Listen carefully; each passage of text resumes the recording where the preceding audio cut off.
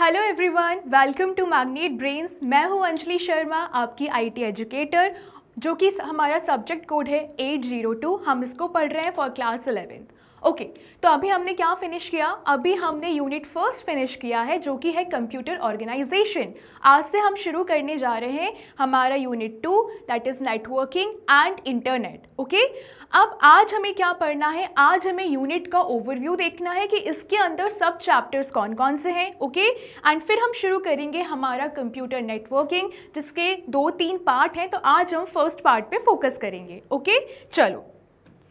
सो ये है हमारा यूनिट का ओवरव्यू। ओके, इसके अंदर हमारे 3 सब चैप्टर्स हैं। सबसे पहला है कंप्यूटर नेटवर्किंग, जिसको हम आज शुरू करेंगे। Okay, then we have internet and its terminology. हम समझेंगे इंटरनेट का इवोल्यूशन कैसे हुआ, इसकी टर्मिनोलॉजी क्या क्या है, क्या क्या हमको कीवर्ड्स पकड़ के याद करने हैं जो हमने शुरू की क्लासेस में सीखा है। फिर है cyber threats and cyber security. और साइबर थ्रेट और साइबर सिक्योरिटी आजकल कितना न्यूज़ में रहता है। कभी कोई सा वायरस आ गया, कभी मालवेयर आ गया, हम कितना न्यूज़ में सुनते हैं। तो ये होता क्या है, फिशिंग क्या होता है, विशिंग क्या होता है, ये सब हम पढ़ेंगे। साइबर थ्रेट्स और साइबर सिक्योरिटी, यानी कि हम अपने सिस्टम को कैसे प्रोटेक्ट कर सकते हैं। ओके, चलो शुरू करते हैं हमारे कंप्यूटर नेटवर्किंग वाले पोर्शन से। Evolution of human communication and information technology. Okay, अब हम समझते हैं ये जो आज के समय हम कंप्यूटर नेटवर्किंग देख रहे हैं, ये कैसे इवॉल्व हुआ, हम ह्यूमंस का और इंफॉर्मेशन टेक्नोलॉजी का क्या कनेक्शन है, किस तरीके से इवॉल्व हुआ, कैसे हमको समझ में आया कि हमको किस तरीके से एक दूसरे से कम्युनिकेट करना है। अब हम चलते हैं एकदम प्री हिस्टोरिक वाले एरा में, थोड़ा सा हिस्ट्री समझते हैं। अर्ली कम्युनिकेशन देखें, सबसे पहले oral traditions, gestures and touch, inscriptions on stone and metal. क्या समझ में आया यहाँ से? यहाँ से ये समझ में आया, जब हम बहुत पहले के कम्युनिकेशन की बात करते हैं तो उस टाइम पे या तो हम ओरली बातचीत करते थे, जो भी हमारी भाषा थी उससे हम कम्युनिकेट करते थे, या फिर जेस्चर्स एंड टच से कुछ छू के बताना, या फिर अपने हैंड मूवमेंट से बताना, या फिर नेक मूवमेंट से बताना कि ये हमारी भावना और हम आपके सामने रख रहे हैं। फिर आता है inscriptions on stone and metal. अगर आपने हिस्ट्री को बहुत ध्यान से पढ़ा है तो हमारी हिस्ट्री ही शुरू होती है एक बहुत पुराने इतिहास, बहुत पुराने पार्ट से, जहाँ पर हम क्या देखते हैं कि वहाँ पर इंस्क्रिप्शंस हमने पढ़े थे। इंस्क्रिप्शंस क्या होते हैं? जो स्टोन्स और मेटल्स में अपनी हिस्ट्री उन्होंने प्रस्तुत करी, कैसे वो एक दूसरे को कन्वे करते थे, क्या वो अपने थॉट्स रखना चाह रहे थे, तो उसमें हमने इंस्क्रिप्शंस को देखा था। तो ये हमारा अर्ली कम्युनिकेशन हो गया। अब हम आते हैं पेपर डेवलपमेंट में। फिर पेपर बने तो क्या हुआ? अब हम उसमें लिख सकते हैं। Okay, knowledge recording evolve. हमने रिकॉर्ड करना शुरू किया। पहले हम पत्थरों पर लिख रहे थे, अब हमने क्या किया? अब हमको पेपर मिला, हमने पेपर पे लिखना शुरू किया। तो आज जो किताबें आप पढ़ रहे हो वो सारी चीज़ें कहाँ से आई? पेपर के डेवलपमेंट के बाद शुरू हुआ। फाइन, आगे बढ़ते हैं। Printing press. जैसे ही प्रिंटिंग प्रेस आया, प्रिंटिंग प्रेस से क्या मतलब हुआ? सबसे पहले तो आप ये समझ लो कि इन्वेंट किसने किया था? जोहानस गुटेनबर्ग ने। ठीक है, जैसे ही प्रिंटिंग प्रेस आया, प्रिंटिंग प्रेस के बाद हमको जो इन्फॉर्मेशन थी वाया बुक्स एंड न्यूज़पेपर्स उपलब्ध होने लगी। प्रिंटिंग प्रेस ने क्या किया? प्रिंट करना शुरू किया, न्यूज़पेपर्स प्रिंट होने लगे, बुक्स प्रिंट होने लगी। तो हमको जो नॉलेज था वो बुक्स और न्यूज़पेपर्स में मिलने लगा। ओके, 19th सेंचुरी, फिर टेलीग्राफ और टेलीफोन वाला सिस्टम आया। एंड 20th सेंचुरी में radio, television, information plus entertainment revolution आ गया। हमारे हर घर में टीवी आ गई, रेडियो आ गया। हमने न्यूज़ कहाँ सुनी? रेडियो पे सुनी। हमने टीवी में क्या देखा? कुछ भी न्यूज़ आ रही हमने टीवी में देखा। इंफॉर्मेशन का इवोल्यूशन समझना कितना स्लोली हुआ। पहले हम पत्थरों पर लिख रहे हैं, फिर हमने पेपर का डेवलपमेंट किया, फिर प्रिंटिंग प्रेस आया, एंड इसके बाद इन 20th सेंचुरी हम रेडियो टेलीविजन तक पहुंच चुके हैं।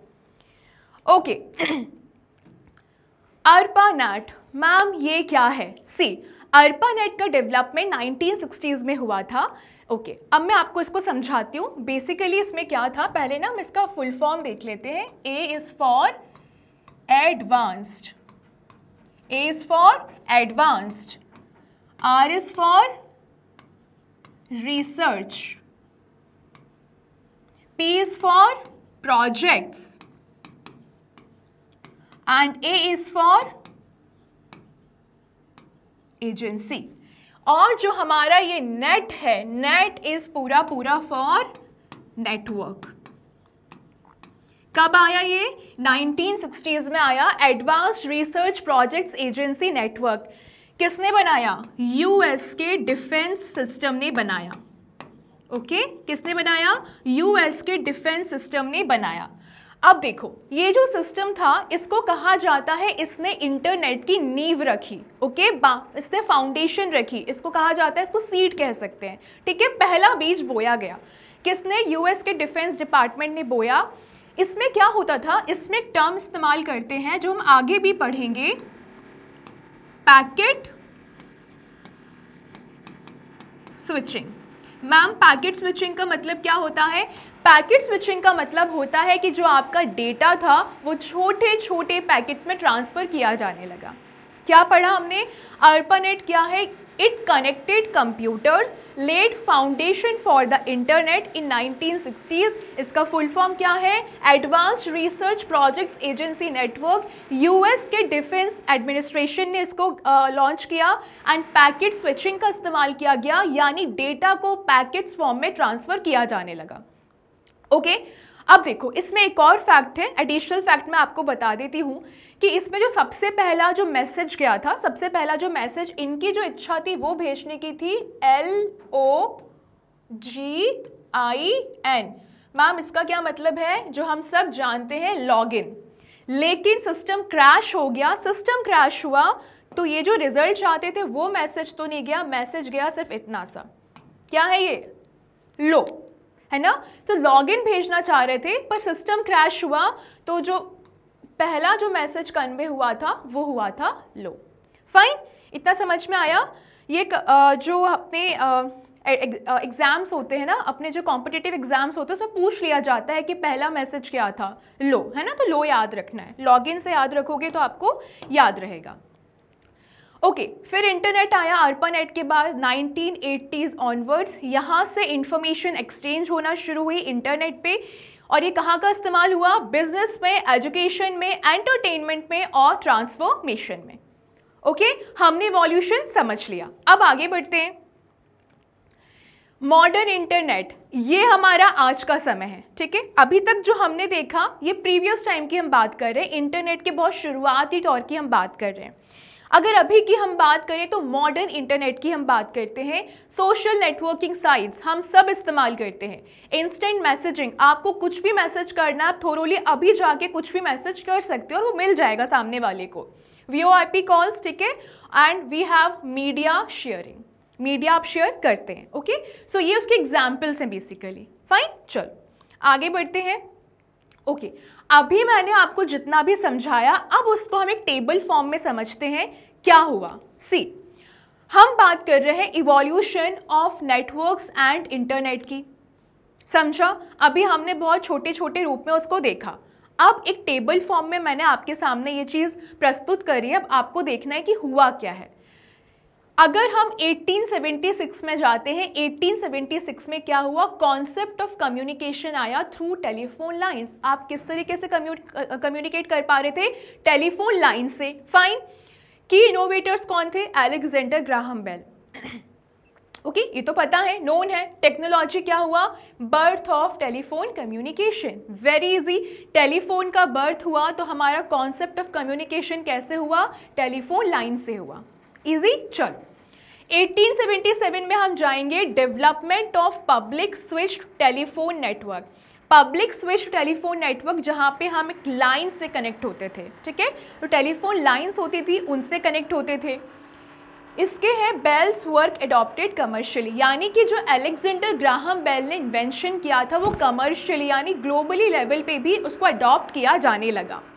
Telephone based networking and telephone based networking 1877 में शुरू हुआ। क्या हुआ? 1876 में आप देख सकते हैं concept of communication through telephone lines. Okay, अब एक बार ये पूरा आप देख लीजिए, फिर हम इसको अच्छे से पढ़ते हैं।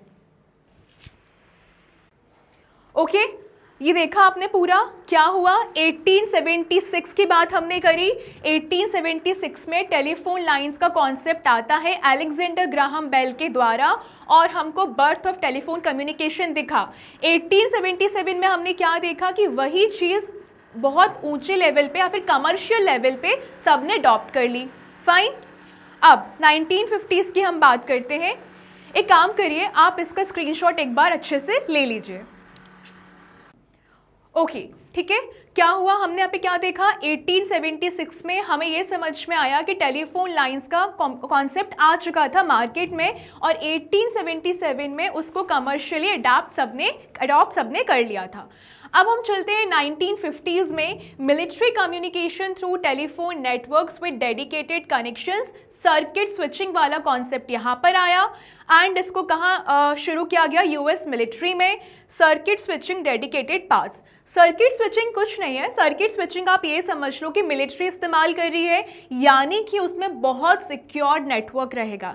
मैं मान लो एक मिलिट्री का एक सैनिक हूँ, ठीक है, मेरा नाम है ए, मेरा एक पार्टनर है बी, वो कहीं दूर है, मुझे अगर उससे कम्युनिकेट करना है तो एक लाइन जाती थी और वो बहुत सिक्योर्ड लाइन होती थी।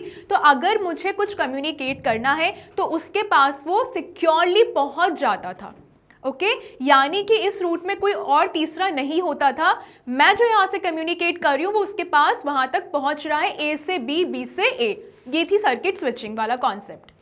अब आया कोल्ड वॉर का टाइम, 1960s का time. Realisation of vulnerability in circuit switching, need for fault tolerant networks. Okay, US department of defence trigger for new approach. अब मैंने आपको क्या बताया, मैंने आपको ये बताया जब सर्किट स्विचिंग का इस्तेमाल हो रहा था, जब वो लाइंस मिलिट्री में इस्तेमाल हो रही थी, तो यूएस आर्मी को ये रियलाइज हुआ कि यार इसमें खतरा है, थर्ड पार्टी चाहती तो वो उसको डैमेज भी कर सकती है। तो इसके लिए हमें क्या करना पड़ेगा, इसके लिए हमें सर्किट स्विचिंग से पैकेट स्विचिंग की तरफ जाना पड़ेगा। अगर आपने पिछली स्लाइड्स को समझा होगा तो पैकेट स्विचिंग हमने कहाँ इस्तेमाल किया था, अर्पा नेट में किया था। ओके, चलो अब 1960s में आइडिया आया डिजिटल पैकेट स्विचिंग का, यानी कि हमने मैसेजेस को ब्रेक किया स्मॉल पैकेट्स में। यस मैम, ये अभी हमने पढ़ा था अर्पा नेट में। ओके, इसके की इनोवेटर्स कौन है, पॉल, डोनाल्ड एंड लैंड। और टेक्नोलॉजी क्या इस्तेमाल की गई, पैकेट स्विचिंग। अभी हमने समझा था कि डेटा को छोटे छोटे पैकेट्स में भेजा जाने लगा। 1969 में बर्थ हुआ अर्पा नेट का, डिजिटल पैकेट स्विचिंग आया। इसका मतलब अर्पा नेट का जन्म हो चुका है, कनेक्टिंग रिसर्च कंप्यूटर्स। और क्यों हुआ था इसका बर्थ, ताकि जो रिसर्च सिस्टम था उनके कंप्यूटर्स को कनेक्ट किया जा सके, सिक्योर किया जा सके। इसके की इनोवेटर कौन है या फिर ऑर्गेनाइजेशन कौन है, advanced research projects agency ARPA of USA. Okay, and technology digital packet switching. Fine. अब हम चलते हैं 1970s पे। इसका development expansion from military and research use to educational institutions. फिर इसका एक्सपेंशन हुआ, अब वो सिर्फ मिलिट्री तक सीमित नहीं रहा, एजुकेशनल इंस्टीट्यूशंस तक भी आ गया। ओके, की इनोवेटर्स या फिर ऑर्गेनाइजेशन अगेन अर्पा ही रहेगा। ठीक है, हमने क्या कहा था कि अर्पा जो है वो इंटरनेट की फाउंडेशन है। Technology, research plus education network में इसका इस्तेमाल किया जाने लगा। हमने इवोल्यूशन समझ लिया, 90s से शुरू हमने किया, अर्पा नेट का हमने शुरू किया। अर्पा नेट से शुरू होते होते आज इंटरनेट कितना ज़्यादा इवॉल्व हो चुका है, डेवलप हो चुका है। ओके, चलो अब हम देखते हैं development of TCP IP and internet evolution. Okay, fine. की नीड क्या है, कम्युनिकेशन बिटवीन हीट्रोजीनियस नेटवर्क। आखिर हमें ज़रूरत क्या है टीसीपी आईपी की या फिर इंटरनेट की इवोल्यूशन की। हमें बहुत सारे कंप्यूटर्स या बहुत सारे सिस्टम्स के बीच में जो अलग अलग होते हैं उनके बीच में कम्युनिकेट करवाना है, बस इतनी सी नीड है। की डेवलपमेंट की बात करते हैं। 1970 में TCP/IP यानी कि transmission control protocol and IP is internet protocol आता है। ये हम आगे पढ़ेंगे, अभी आप इतना समझो कि ये कब आया, 1970 में आ गया। Rules for communication between different networks, ठीक है। अब ये क्या होता है, ये रूल्स होता, आपको पता है प्रोटोकॉल का मतलब क्या होता है। प्रोटोकॉल हमने यूनिट 1 में भी समझा था। प्रोटोकॉल होते हैं सेट ऑफ रूल्स। आपको ये जो वर्ड दिख रहा है प्रोटोकॉल, ये क्या है, ये सेट ऑफ रूल्स है। तो रूल्स बनाए जाते हैं for communication between different networks, okay. अब 1984 में NSF net bye US national science foundation, जो NSF है इसका फुल फॉर्म है नेशनल साइंस फाउंडेशन, जो कि यूएस का फाउंडेशन था, और यहाँ पे नेट स्टैंड करता है नेटवर्क के लिए। मैम इसका क्या रोल था। NSF नेट ने ये देखा कि यार हमें रिसर्च और एजुकेशन के लिए बहुत बड़े बड़े नेटवर्क्स चाहिए, ओके। लार्ज नेटवर्क लिखा है, interconnection of ARPANET plus NSF net tremendous network growth. तो उन्होंने ये समझा कि हमें और स्ट्रॉन्ग नेटवर्क चाहिए और स्ट्रॉन्ग इंटरनेट चाहिए। तो उन्होंने क्या किया, ARPANET के साथ मिलके क्या किया, उन्होंने ARPANET और NSF नेट ने मिलके क्या किया, बहुत ज़्यादा जो स्ट्रॉन्ग कनेक्शन था नेट का उसको डेवलप किया, उसको इवॉल्व किया। तो उसके लिए यहाँ पर लिखा है tremendous network growth, network growth बढ़ गई, ओके। अच्छा, मैं इस क्लास में भी यही बोलूँगी, आप जब भी पढ़ो पैराग्राफ की जगह अपने कीवर्ड्स को पकड़ के इस तरह से बुलेट पॉइंट्स में अपने आंसर्स को लिखो, अपने नोट्स बनाओ, ताकि आपको आसानी हो याद करने में, ओके। चलो, internet is equal to network of networks. Internet क्या लिखा है, नेटवर्क ऑफ नेटवर्क्स, ओके। इतना बड़ा नेटवर्क है जिसके अंदर छोटे छोटे नेटवर्क्स हैं, जैसे कि जियो हो गया, हमारा एयरटेल हो गया, है ना, ये सारी चीज़ें। It operates without central governing body, कोई एक सेंट्रल गवर्निंग बॉडी उसको ऑपरेट नहीं करती है। ऐसा नहीं होता है कि कोई एक कंट्री है उसका ही अकेले इंटरनेट होता है, नहीं, इंटरनेट सबके लिए उपलब्ध होता है। Standardisation by internet engineering task force, ये जो इंटरनेट इंजीनियरिंग टास्क फोर्स आपको दिख रहा है, ये स्टैंडर्ड सेट करता है TCP के लिए, IP के लिए, ये सिक्योर रखता है आपके सिस्टम को। जैसे कि HTTP, इसको कौन सिक्योर रख रहा है, IETF, ओके।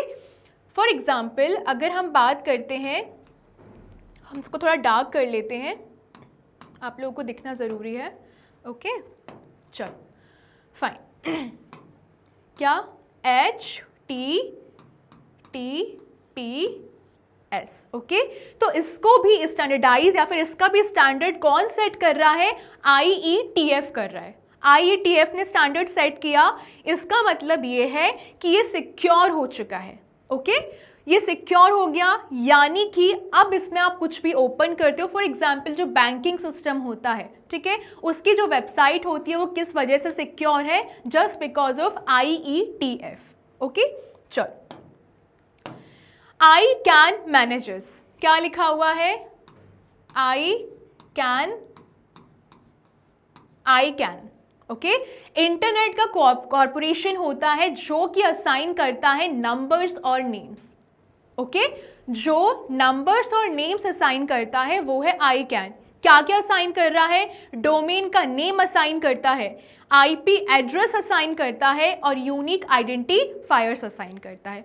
तो अगर आपसे सवाल आता है कि आई कैन क्या क्या मैनेज करता है या फिर क्या क्या असाइन करता है, तो आपको ये 3 बहुत अच्छे से याद रखने हैं, domain name, unique identifiers and IP addresses, okay. चलो आगे बढ़ते हैं। Who provides internet connectivity. Ma'am हमने सब कुछ पढ़ लिया, इंटरनेट क्या है, इंटरनेट कैसे इवॉल्व हुआ, बट हमको ये प्रोवाइड कौन करता है, आपको ये प्रोवाइड करते हैं ISPs, जिसे कहा जाता है इंटरनेट सर्विस प्रोवाइडर्स। समझ में आ रहा है, ऐसी सर्विसेज जो ऐसे प्रोवाइडर्स जो इंटरनेट सर्विस प्रोवाइड करते हैं। मतलब आपको ना ये इसमें ही दिख रहा है कि क्या मतलब होगा इसका, इंटरनेट सर्विस प्रोवाइडर्स, है ना, जो इंटरनेट सर्विस प्रोवाइड करे, okay. Government plus private organisations, ये गवर्नमेंट भी हो सकते हैं और ये प्राइवेट भी हो सकते हैं। एग्जाम्पल के तौर पे हम देख लेते हैं, गवर्नमेंट मतलब है यहाँ पे BSNL, ओके। और वहीं अगर मैं प्राइवेट ऑर्गेनाइजेशन की बात कर रही हूँ तो आपको क्या दिखेगा, जियो हो गया, ओके, एयरटेल हो गया। So government plus private organisations के ये कुछ एग्जाम्पल्स हैं। फाइन, चलिए आगे बढ़ते हैं। अब इसके कुछ अदर की कॉन्सेप्ट्स हैं, उसको हम टेबल फॉर्म में देख लेते हैं। आप चाहें तो उसका स्क्रीनशॉट ले सकते हो। TCP/IP अभी मैंने बताया था, transmission control protocol and internet protocol. Okay, set of rules, fine. Communication glue होता है between different networks, different networks के बीच में गोंद की तरह काम करता है। बैंडविड्थ क्या है? Maximum data transfer rate of a network और इंटरनेट कनेक्शन। नेटवर्क या इंटरनेट कनेक्शन, ओके, नेटवर्क या इंटरनेट कनेक्शन का जो मैक्सिमम डेटा ट्रांसफर रेट होता है, कितना ज़्यादा डेटा ट्रांसफर रेट है, उसको हम कहते हैं बैंडविड्थ। ये छोटी सी डेफिनेशन है, इसमें कीवर्ड्स पकड़ना। क्या कीवर्ड है? मैक्सिमम तो बिल्कुल ही लगाना है, मैक्सिमम मत भूलना, वरना आप लिख दो डेटा ट्रांसफर रेट, नहीं, maximum data transfer rate of a network और internet connection. Okay, IPv4 IPv6 की बात करें, स्टैंडर्ड इंटरनेट प्रोटोकॉल्स हैं जो कि मेंटेन क्या कौन करता है? IETF। अभी हमने देखा था जो स्टैंडर्ड सेट करता है। ओके, ICANN मैम अभी आपने देखा जो क्या करता है? नंबर्स और नेम्स असाइन करता है। Controls domain name, domain name control किया, एक कीवर्ड हमने ये पकड़ा। IP एड्रेस दूसरा कीवर्ड हमने ये पकड़ा। And internet naming structures. Okay, keywords याद रखोगे, अपने आप याद हो जाएगा, बिल्कुल परेशान नहीं होना है। Okay, now one way communication channel. अब हम कम्युनिकेशन चैनल समझते हैं। सबसे पहले आता है one way communication channel. One way से क्या मतलब समझ में आ रहा है कि यार एक ही रास्ता है जाने का, ये बस। ओके, सो अब कम्युनिकेशन कैसे होता है? एक पार्टी इधर होती है, एक पार्टी इधर होती है, ये इससे कुछ बोलेगा, ये सुनेगा, कम्युनिकेशन हो गया। ओके, तो जो भेज रहा है, सेंड कर रहा है, वो कौन हो गया? सेंडर हो गया। जो रिसीव कर रहा है वो कौन हो गया? रिसीवर हो गया। और क्या सेंड कर रहा है? मैसेज सेंड कर रहा है। किसके थ्रू? मीडियम के थ्रू, है ना? ठीक है, समझ में आया? So one way communication channel क्या हुआ? ये है सेंडर, यानी कि ये है हमारा A, इसने एक मैसेज कन्वे किया किसको? रिसीवर को, जो कि है B। किसके थ्रू? चैनल के थ्रू। ये है हमारा चैनल और ये है हमारा मैसेज। छोटा सा ब्लॉक डायग्राम है, इजीली आ जाएगा, अपने आप बना लोगे आप, है ना? ओके, की कंपोनेंट्स क्या हो गए हमारे वन वे ट्रांसफर के? Electronic devices like computers, printers, fax machines and telephones communicate by sending और रिसीविंग डेटा। ओके, चलो, अब कंपोनेंट्स क्या होते हैं सिंपल कम्युनिकेशन सिस्टम के? कंपोनेंट्स मैम अभी आपने बताए थे, सेंडर होता है, रिसीवर होता है, मैसेज होता है और मीडियम होता है। 4 कीवर्ड्स याद हो गए? हो गए, चलो अब आगे बढ़ते हैं। Sender, device that sends data, वो डिवाइस जो डेटा को सेंड करता है। Receiver, device that receives data, जो डेटा को रिसीव करता है। मैसेज, एक मीनिंगफुल स्ट्रक्चर्ड इंफॉर्मेशन है। ये कीवर्ड याद रखना। मैसेज में आप समझना, मैसेज का मतलब सिर्फ इंफॉर्मेशन नहीं होता है। मैसेज का मतलब होता है, एक तो वो स्ट्रक्चर फॉर्म में होना चाहिए। ऐसा नहीं है कि मैंने लिख दिया, फॉर एग्जाम्पल मुझे लिखना है आई लॉस्ट, ठीक है, कुछ ऐसा, कुछ मुझे किसी को मैसेज भेजना है। अब मैंने इंफॉर्मेशन के नाम पे कुछ भी लिख दिया, ओ पहले लिख दिया, टी बाद में लिख दिया, एस यहाँ लिख दिया, आई यहाँ लिख दिया, सामने वाले को क्या समझ में आ रहा है? बिल्कुल भी नहीं आ रहा है। तो स्ट्रक्चर फॉर्म में तो ये है ही नहीं। इसके बाद है मीनिंगफुल, ठीक है। वैसे मैं लिखना चाह रही हूँ कि आई लॉस्ट, लेकिन अब मान लो मैंने कुछ भी लिख दिया जिसको कोई मीनिंग ही नहीं है। For example I D can old. अब सेंटेंस तो लिख रही हूँ, स्ट्रक्चर फॉर्म में भी लिख रही हूँ, पर क्या मतलब है इसका? कुछ भी मतलब नहीं है। तो याद रखना, अगर आप मैसेज को डिफाइन करते हो, अपने आंसर में लिखते हो, तो याद रखना ये सिर्फ इन्फॉर्मेशन नहीं है, ये मीनिंगफुल स्ट्रक्चर्ड इन्फॉर्मेशन है। यहाँ से आपने क्या सीखा कि कीवर्ड्स का बहुत बड़ा रोल होता है किसी भी आंसर को अच्छे से प्रेजेंट करने में। Okay fine. चैनल एक मीडियम होता है through which message is transmit. Channel एक वो मीडियम है जिससे हम मैसेज को ट्रांसमिट करते हैं या फिर भेजते हैं। डन। चलो अब कंप्यूटर नेटवर्क, ये है हमारा कंप्यूटर नेटवर्क, सिस्टम ए, सिस्टम बी, सिस्टम सी, ये कनेक्ट हुआ एक नेटवर्क से, ठीक है। और किससे कनेक्ट हुआ? हमारे प्रिंटर से। अगर मुझे इसका प्रिंटर निकालना है तो ये यहाँ से कनेक्ट होकर इसके पास इंफॉर्मेशन पहुँचाएगा, इसका निकालना है तो यहाँ पहुँचेगा, और इसका निकालना है तो यहाँ पहुँचेगा। और प्रिंटर को हमने ट्रबल शूटिंग और यूटिलिटीज़ वाले पार्ट में बहुत अच्छे से समझा था। ओके, चलिए। ओके, कंप्यूटर नेटवर्क कम्युनिकेशन के अब हम मोड देखते हैं। सबसे पहले हम डेफिनेशन को पकड़ते हैं। अब मेरे साथ आप भी कीवर्ड्स पकड़ना। एक कलेक्शन होता है, किसका कलेक्शन होता है? इंटरकनेक्टेड नोड्स का। ऐसे नोड्स जो एक दूसरे से इंटरकनेक्ट होते हैं। कम्युनिकेटिंग, किससे कम्युनिकेट करते हैं? Through a channel forms a computer network. तो कंप्यूटर नेटवर्क कैसे बना? ये कलेक्शन होता है इंटरकनेक्टेड नोड्स का जो कम्युनिकेट करती है through a channel forms a computer network. Computer network क्या हुआ? एक कलेक्शन होता है इंटरकनेक्टेड नोड्स का जो कि कम्युनिकेट करती है थ्रू अ चैनल। बन गई डेफिनेशन? हुआ याद? ऐसे ही याद करना है। नाउ अब मैंने आपको कुछ मोड्स बताए हैं, अब इन मोड्स को अच्छे से देखना, ठीक है।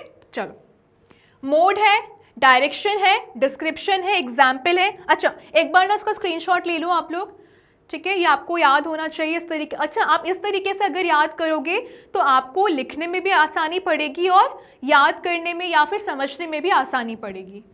चलो, अब मोड की बात करते हैं। 3 मोड है, simplex, half duplex, full duplex.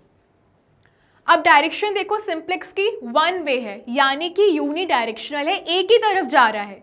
Half duplex की 2 वे है, यानी मतलब आपको ये समझ में आया, सिंप्लेक्स मतलब एक ही तरफ जा रहा है और एक ही बार जा रहा है, और यूनी डायरेक्शनल है, वापस नहीं आ सकता।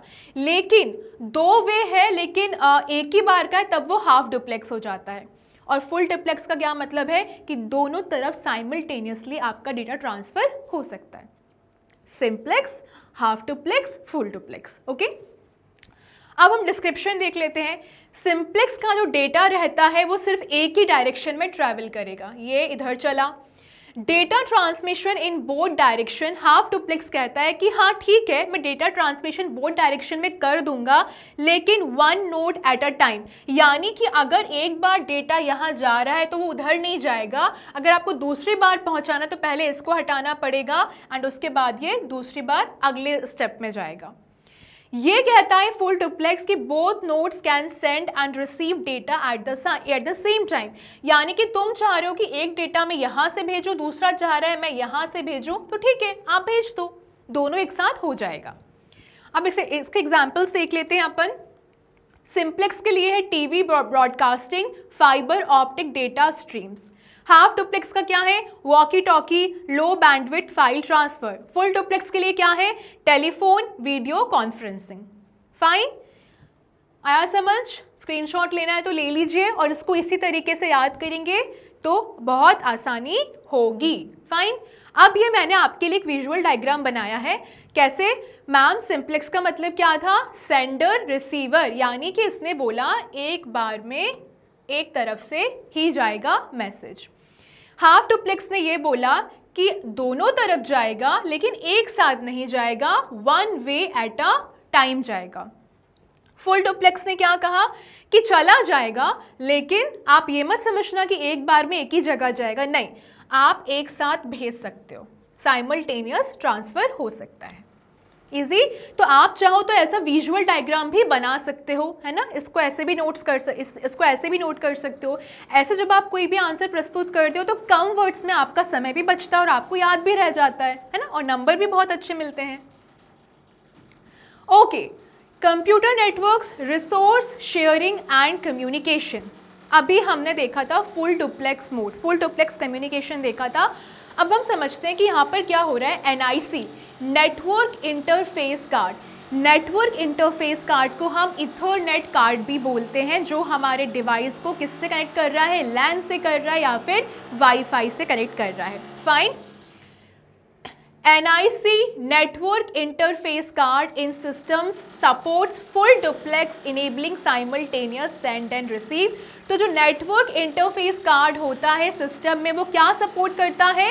Full duplex enabling simultaneous send and receive. समझ में आया क्या हो रहा है? NIC फुल डुप्लेक्स मोड को अगर सपोर्ट कर रहा है इसका मतलब क्या हुआ? एक बार में डेटा जा भी सकता है और आ भी सकता है, सेंडर से रिसीवर हो चाहे रिसीवर से सेंडर हो। फाइन। अब हार्डवेयर रिसोर्सेज की बात करें तो peripherals, printers, scanners, CPU, memory. Okay.